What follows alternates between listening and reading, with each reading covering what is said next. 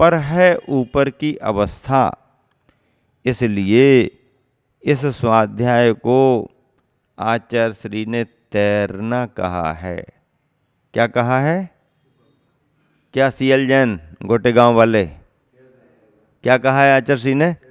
तैरना कहा है। जोर से बोलो, तैरना। स्वाध्याय को क्या कहा है? तैरना कहा है। अब तैरना तो ऊपर ऊपर होता है, और तैरने में मेहनत भी बहुत होती है। होती कि नहीं होती? बहुत मेहनत होती है। स्वाध्याय को तैरना कहा है। और ध्यान को क्या कहा है?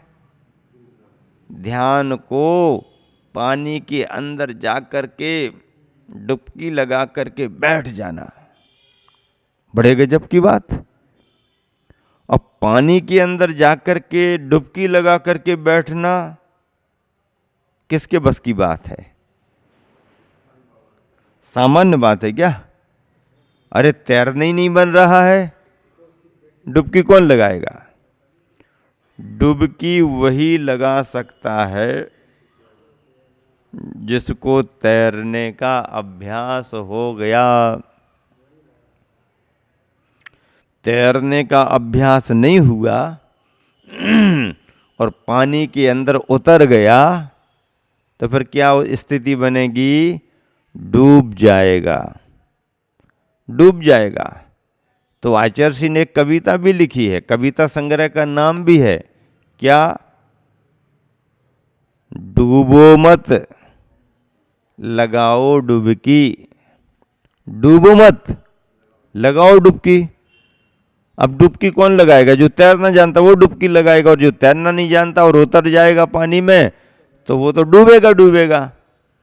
आज बहुत सारे लोग सम्यक ज्ञान के अभाव में जो भी ध्यान की ओर जा रहे हैं वो डुबकी लगाने के नाम पर डूब रहे हैं।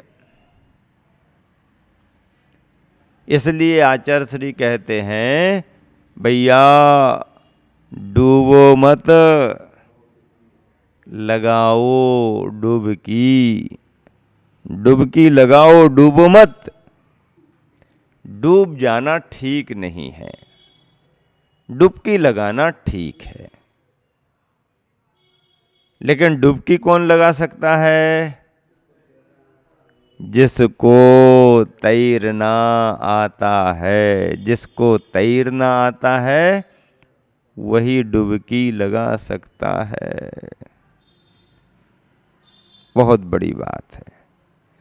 तैरने का भी आनंद है, क्योंकि जिसको तैरना नहीं आता है वो तरसता है। अरे भैया इतने गहरे पानी में चले गए, इतने गहरे पानी में चले गए, फिर भी डूब नहीं रहे। इतने पानी में घूम रहे, यहाँ जा रहे, इस किनारे उस किनारे, कितनी देर से पानी में नहा रहे हैं, इनको कुछ नहीं हो रहा। क्यों कुछ नहीं हो रहा? क्योंकि उनको तैरना आता है। जिसको तैरना आता है वो गहरी गहरी नदी में भी जा कर के वापस आ जाता है, और जिसको तैरना नहीं आता है वो किनारे किनारे बैठ कर के देखता रहता है। अरे वो भी तैर रहा, वो भी तैर रहा, ये भी तैर रहा, वो भी तैर रहा। हाँ, तैरने के लिए भी अभ्यास करना पड़ता है। किताबें पढ़ पढ़ करके कोई तैरना नहीं सीखता। तैरना सीखने के लिए तो नदी में, पानी में उतरना पड़ेगा। पंडित जी हमेशा उपदेश देते रहते थे, ऐसे तैरा जाता है, ऐसे पार हुआ जाता है, ऐसे बड़े बड़ी नदियों को पार कर लेते हैं। पार करने के लिए ऐसी ऐसी सामर्थ्य होना, ऐसी ऐसी कला होना, पंडित जी खूब अपने सुनाते रहते थे। एक दिन स्नान करने का समय आया, पंडित जी स्नान करने को गए। पहली बार तो नदी में स्नान करने को गए और अंदाज था नहीं, जरा में चूक हो गई और अंदर बाहर होने लगे। घबरा गए, डर गए। बाहर आकर के जोर जोर से पैर पटक करके कहने लगे, क्या कहने लगे? जोर जोर से पैर पटक करके कहने लगे, अब कसम भगवान की, अब जब तक हम तैरना नहीं सीख लेंगे पानी में पाँव भी नहीं रखेंगे। क्या? जब तक हम तैरना नहीं सीख लेंगे पानी में पाँव भी नहीं रखेंगे, पैर भी नहीं रखेंगे। अब बताओ भैया, तैरना सीखना है और पानी में पैर नहीं रखना है, अब कहाँ सीखेंगे तैरना? किताबों में, ग्रंथों में, घर के गद्दे पर, डनलप पर, बिस्तर पर, कहाँ सीखेंगे तैरना? अरे भैया, तैरने की परिभाषाएं पढ़ लेना अलग बात है, पर तैरना सीखने के लिए तो नदी में उतरने की जरूरत पड़ेगी, पानी में उतरना ही पड़ेगा। डूबने से डर गया, घबरा गया, बाहर आके कह रहा कसम भगवान की, अब जब तक हम तैरना नहीं सीख लेंगे पानी में पैर भी नहीं रखेंगे। ऐसे शब्द ज्ञानियों के लिए ये शास्त्रों का ज्ञान भी कुछ करने वाला नहीं। शास्त्र का अभ्यास, शास्त्र का ज्ञान तभी सार्थक सफल होता है जब हम उसका प्रयोग करना शुरू करते हैं। और तैरने सीखने के लिए तो नदी में उतरना ही पड़ता है। तैरने की कला होती है, तैरने में मेहनत होती है, तैरना आसान नहीं है। तैरना भी अपने आप में एक बहुत बड़ी विशेषता है। तैराक व्यक्ति का महत्व भी बहुत बड़ा है, लेकिन फिर भी जब तुलना करते हैं तो तैरने वाला भी पीछे रह जाता है। तैरने के अभ्यास से और आगे का अभ्यास करने वाला, जो तैरना सीखने के बाद पानी के अंदर जाकर के अपनी श्वास को रोक करके पालथी लगा करके और आसन माड़ करके बैठ जाता है, वह तैरने वाले से भी बहुत आगे का पहुंचा हुआ माना जाता है। वह आचार्य श्री ध्यान की अवस्था बतला रहे हैं। डूबना ध्यान, तैरना स्वाध्याय। स्वाध्याय और ध्यान में अंतर क्या किया? तैरना स्वाध्याय और डूबना ध्यान। तैर तैर करके ही व्यक्ति संतुष्ट हो जाए तो डुबकी लगाने का आनंद नहीं आएगा, और डुबकी लगाने का आनंद लेना चाहता है और केवल तैरने में ही संतुष्ट रह जाए या तैरना ही ना सीखे, तो जब तैरना ही नहीं सीखेगा तो डुबकी लगाने का आनंद कहाँ से आएगा? तैरना स्वाध्याय है, डूबना ध्यान। अब तो डूबो। अब तो डूबो का मतलब बहुत तैर लिया, बहुत पढ़ लिया, बहुत स्वाध्याय कर लिया, अब ध्यान की अवस्था में आ जाओ। ध्यान की अवस्था जल्दी नहीं बनती। कितनी बार हम लोग सुना चुके तुम लोगों के लिए आचार्य श्री का वो संदर्भ, कितनी बार सुनाया तुम लोगों को, पर फिर भी बार बार सुनाने का मन होता है, बार बार सुनाने का मन होता है। वो प्रसंग ही ऐसा है कि रोज भी सुनाओ तो कम है। हुआ ये, एक पंडित जी अच्छे स्वाध्यायी थे, आचार्य श्री के पास पहुंच गए। समय सार के पाठी थे, समय सार पढ़ते थे और आचार्य श्री के पास जाकर के कहने लगे, आचार्य श्री, मैंने अब कितनी भी संख्या बता दी उन्होंने, तो समझ लीजिए कि 50-60 बार समय सार पढ़ लिया, 70-80 बार समय सार पढ़ लिया। अब भैया बताओ, इतनी बार समय सार पढ़ लिया, समय सार इतनी बार पढ़ लिया, हाँ इतनी बार समय सार पढ़ लिया, और 108 बार पढ़ने का नियम लिया है, 108 बार पढ़ने का नियम लिया है। आचार्य श्री सुनकर के गंभीर हो गए, बड़ा विद्वान है, हिम्मत वाला विद्वान है। सोच में बैठे रहे। पंडित जी भी आचार्य श्री को देखते रहे। पंडित जी ये सोच रहे थे कि आचार्य श्री प्रशंसा करेंगे, मुझे बहुत बड़ा विद्वान मानेंगे और शाबाशी देंगे, अरे इतना तो हमने नहीं पढ़ा जितना तुमने पढ़ लिया, ऐसा कहेंगे। अरे बताओ, इतनी बार तो हमने भी समय सार नहीं पढ़ा जितनी बार तुमने पढ़ लिया, ऐसा कुछ कहेंगे। आचार्य श्री ने तो कहा ही नहीं, चेहरे की तरफ देखता रहा पंडित। फिर धीरे से आचार्य श्री कहने लगे, पूछने लगा, आचार्य श्री क्या हो गया, कुछ तो बताओ। अरे बोले कुछ नहीं, वो मैं जरा सोच में पड़ गया था। क्या सोच में पड़ गए? बोले मैं ये सोच रहा था कि मैंने अपने गुरु से केवल एक ही बार समय सार पढ़ा। क्या?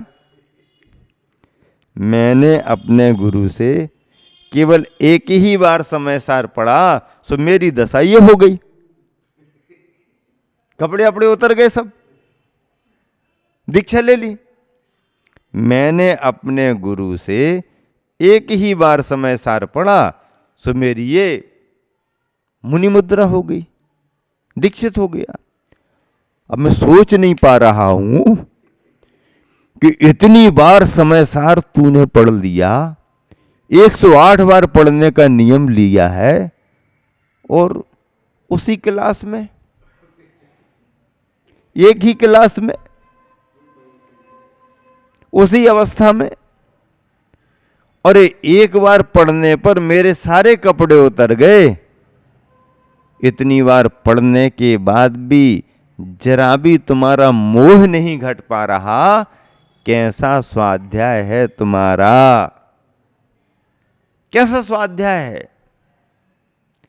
स्वाध्याय तो वो होता है जो हमारे परिणाम और हमारी प्रवृत्ति में अंतर ले आता है।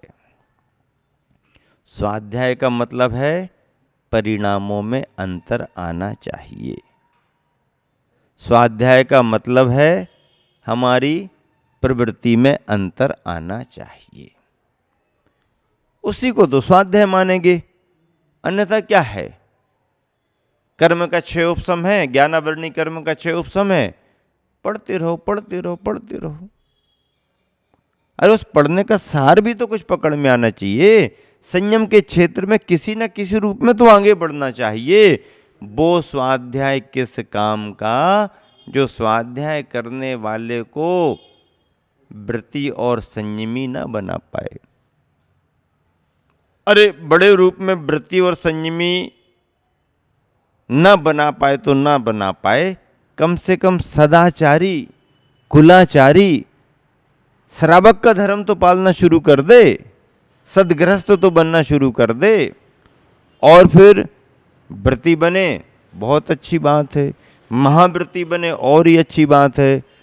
अब स्वाध्याय पर स्वाध्याय, स्वाध्याय पर स्वाध्याय, शिविर पर शिविर, शिविर पर शिविर, और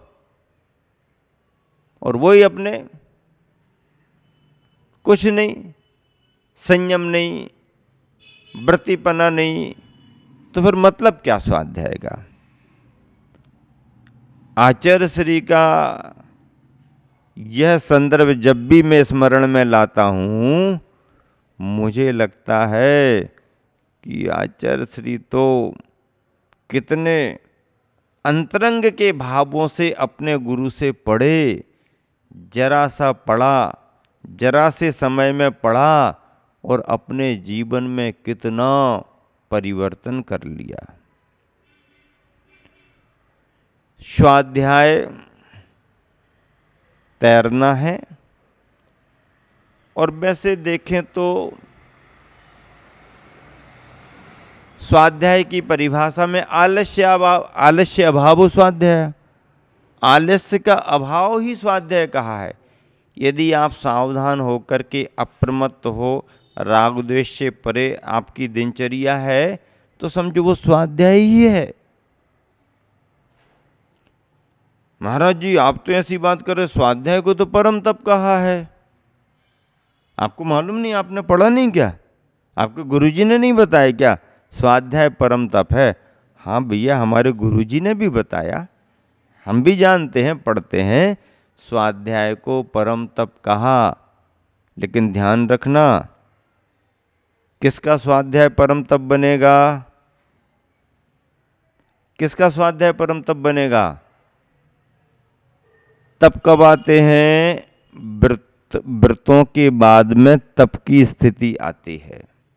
पहले व्रत आते हैं, फिर तप आता है। तप क्यों बाद में आता है? क्योंकि तप उत्तर गुणों में है, मूल गुणों में नहीं। तप उत्तर गुणों में है, मूल गुणों में नहीं। और उत्तर गुण जब भी आते हैं, पहले मूल गुण होते हैं, तब उत्तर गुण आते हैं। अब यदि गृहस्थ है तो उसके 12 व्रत मूल गुण रहेंगे। ऐसे 12 व्रतों को धारण करके, यानी दूसरी प्रतिमा को धारण करके कोई गृहस्थ श्रावक श्राविका स्वाध्याय करेंगे, तो उनका स्वाध्याय व्रती होने के कारण उसे तप की श्रेणी में ले जाएगा। और यहाँ पर मुनि महाराज 28 मूल गुणों को धारण करके जब स्वाध्याय करेंगे, तो मूल गुण पहले आ गए हैं, तो उसके बाद उनके द्वारा किया गया स्वाध्याय उत्तर गुण के रूप में परम तप माना जाएगा।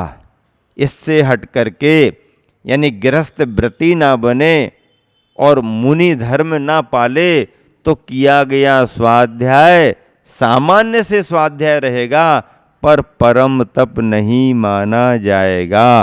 परम तप उसी का स्वाध्याय बनेगा जो व्रती महाव्रती बन गया है।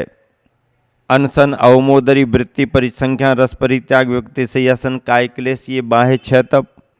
अंतरंग में प्राश्चित, विनय, वैयाव्रत, स्वाध्याय, व्युत्सर्ग, ध्यान, अंतरंग तप स्वाध्याय। तो ये तप कब आएंगे? जब व्रत आएंगे तब तप आएंगे। मूल गुण पहले आते हैं, उत्तर गुण बाद में आते हैं।